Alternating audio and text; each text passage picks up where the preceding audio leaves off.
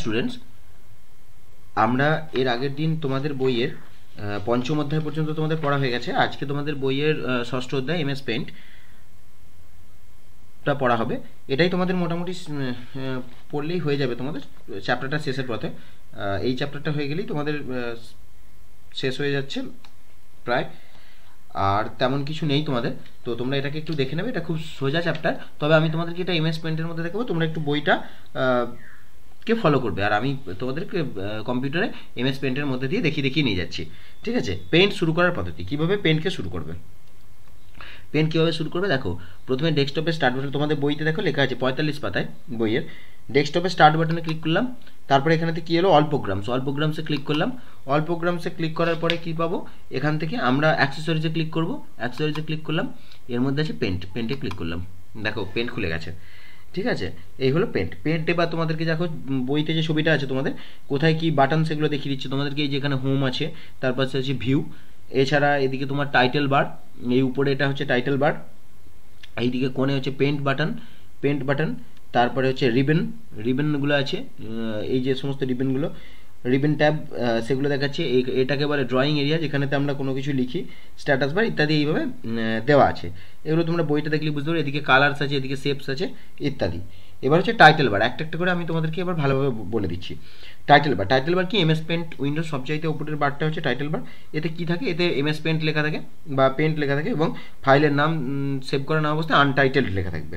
ঠিক আছে, তারপর হচ্ছে রিবেন কি, রিবেন ট্যাব, রিবেন মানে হচ্ছে টাইটেল বারের ঠিক নিচের যে ট্যাবটা তাকে বলছে রিবেন, এই পোর্শনটাকে বলা হয় রিবেন। রিবেনের মধ্যে কী কী আছে, তিনটে অপশন আছে, একটা হচ্ছে পেন্ট বাটন, এটা হচ্ছে পেন্ট বাটন, তারপরে হচ্ছে হোম, আর তারপরে ভিউ।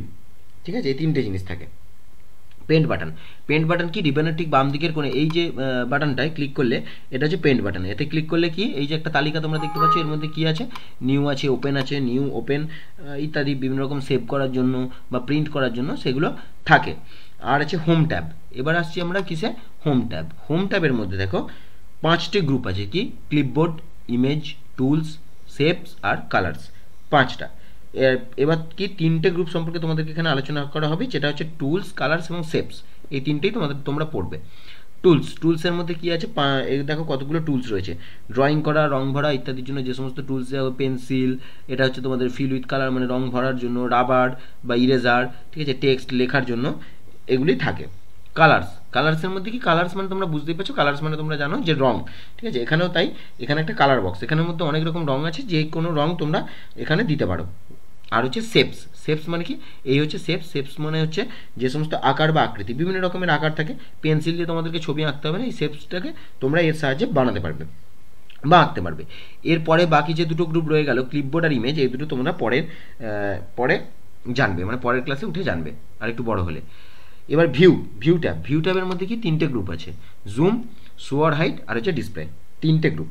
ঠিক আছে, এইটুকুনি হয়েই তোমাদের মোটামুটি জুম আর হোম ট্যাব আর ভিউ ট্যাব সম্পর্কে তোমাদের এইটুকুনি আছে তোমাদের বইতে। এর বেশি আর তোমাদেরকে এখন দেখানো হয়নি, পরবর্তী ক্লাসে তোমরা ভালোভাবে এগুলো জানতে পারবে। এবার হচ্ছে ড্রয়িং এরিয়া কোনটা, এই জায়গাটা হচ্ছে ড্রয়িং এরিয়া, মানে এই যে সাদা পাতাটা যেখানে আমরা ছবিটা আঁকবো, এটাকে বলা হয় ড্রয়িং এরিয়া। স্ট্যাটাস বার কোনটা, স্ট্যাটাস বার একবার নিচের দিকে, এই যে এইটা হচ্ছে স্ট্যাটাস বার কি, স্ট্যাটাস বার মাউস পয়েন্টার অবস্থানকে নির্দেশ করে, মানে মাউসটা কোথায় আছে। এই যে দেখো এদিকে বাদিকে একটা লেখা উঠছে, মাউসটা নিয়ে যাওয়ার সঙ্গে সঙ্গে, এটাই হচ্ছে স্ট্যাটাস বার। এবার টুলস গ্রুপের কিছু গুরুত্বপূর্ণ টুলস কি আছে। প্রথম টুলসই হচ্ছে পেন্সিল আমরা কি কাজে ব্যবহার করি তোমরা জানো, তোমরা নিজেরাও পেন্সিল ব্যবহার করে থাকো, লেখা বা আঁকার জন্য ব্যবহার করা হয়। যেহেতু এটা পেন্ট মানে ছবি আঁকার প্রোগ্রাম, পেন্টের মাধ্যমে আমরা কি করি, ছবি আঁকি। তো ছবি আঁকার জন্য আমরা এটাকে কী করবো, এখানে পেন্সিলের সাহায্যে আমরা ছবি আঁকি, এটাই লিখবো আমরা। ইরেজার বা রাবার তোমরা তো জানো, তোমরা তো নিজেরা এমনি খাতায় কী করো, লেখালেখি করো, দিয়ে তারপর সেটাকে মুছে দাও রাবারের সাহায্যে। এখানেও তাই, কোনো রকম ছবিকে বা লেখাকে মুছতে সাহায্য করে। তারপরের এই যে টুলটা আছে, এটা হচ্ছে ফিল উইথ কালার। ঠিক আছে, এটার সাহায্যে কী করা হয়, এটার সাহায্যে কোনো ঘেরা স্থান মানে কোনো একটা ছবি বা চিত্রকে তোমরা রং দিয়ে ভরাট করতে পারবে, রং দিয়ে দিতে পারবে সেটার মধ্যে। এবার আছে টেক্সট, এই যে এ চিহ্নটা আছে, এটা হচ্ছে টেক্সটের সাহায্যে কী করতে পারবে, টেক্সটের সাহায্যে তোমরা যেটা করতে পারবে সেটা হচ্ছে তোমরা ছবির মধ্যে বা স্ক্রিনের মধ্যে কোনো একটা জায়গাতে কোনো কিছু লিখতে পারবে, তোমাদের নাম লিখতে পারো, তোমাদের স্কুলের নাম লিখতে পারো, তোমরা যা চাইবে সেটা তোমরা লিখতে পারবে। আর বাকি দুটো টুলস সম্পর্কে তোমাদের এইবারে আর আলোচনা হবে না, সেটা পরবর্তী ক্লাসে তোমরা জানতে পারবে বাকি দুটো টুলস সম্পর্কে। এবার তোমরা চলে এসো শেপসের মধ্যে। শেপসের মধ্যে দুটো শেপস তোমাদেরকে জানতে হবে। দুটো শেপসের মধ্যে এই একটা হচ্ছে এই শেপসটা, যেটাকে বলা হয় রেক্ট্যাঙ্গেল। ঠিক আছে, রেক্ট্যাঙ্গেল মানে কি? রেক্ট্যাঙ্গেল মানে হচ্ছে বর্গক্ষেত্র বা চতুর্ভুজ। মানে এই রেক্ট্যাঙ্গেলের সাহায্যে আমরা কী করবো, এই দেখো আমি এঁকে দিলাম একটা চতুর্ভুজ, এঁকে দিলাম, রেক্ট্যাঙ্গেল আঁকতে পারবো এর সাহায্যে। আর হচ্ছে এলিপস, এলিপস মানে হচ্ছে বৃত্ত, বৃত্তের সাহায্যে আমরা কী করতে পারবো, এই দেখো গোল, আমরা একটা গোল বৃত্ত আঁকতে পারবো, ডিম্বাকার বা গোলাকার বৃত্ত আঁকতে পারবো। এবার হচ্ছে কি পেন্সিল টুলের সাহায্যে ছবি অঙ্কন। দেখো প্রথমে তোমাদেরকে যেটা দেখিয়েছে পেন্সিল টুলের সাহায্যে ছবি অঙ্কন। এখানেতে তো মোটামুটি আমি তোমাদেরকে ছবি এঁকে দেখাবো না, তবে মোটামুটি পেন্সিল টুলের সাহায্যে কীভাবে ছবি অঙ্কন করতে হয় সেটা আমি তোমাদেরকে দেখিয়ে দেবো। দেখো আমি পেন্সিলটা ক্লিক করলাম, ক্লিক করে আমি মাউসের বাঁ দিকে যে লেফট ক্লিক বাটন থাকে সেটাকে চেপে ধরে যখনই ঘোরাবো, এই দেখো পেন্সিলটা একটা আকার নিতে শুরু করেছে, দেখেছো একটা আকার নিচ্ছে সঙ্গে সঙ্গে।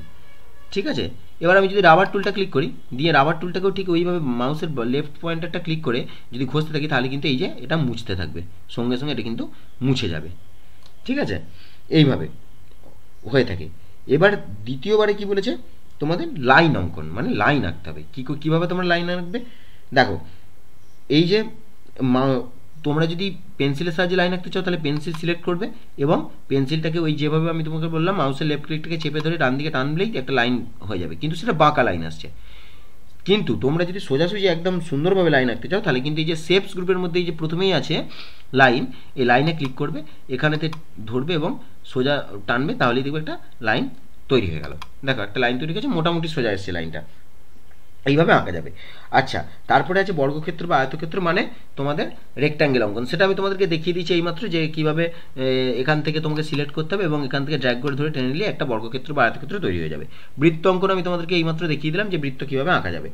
আচ্ছা, চিত্রকে মুছে ফেলতে হবে। কীভাবে মুছে ফেলতে পারবে, মুছে ফেলবে কীভাবে, আমি তোমাদেরকে একটু আগে সেটাও দেখালাম, যে রিবন ট্যাবের মধ্যে এই যে ইরেজারকে তোমরা সিলেক্ট করবে এবং সিলেক্ট করে নিয়ে রাবারের সাহায্যে তোমরা কিন্তু এটাকে ঘষে ঘষে এরকমভাবে মুছে দেবে, যেভাবে তোমরা রাবার ঘষে ঘষে মোছো সেইভাবে মুছে দেবে।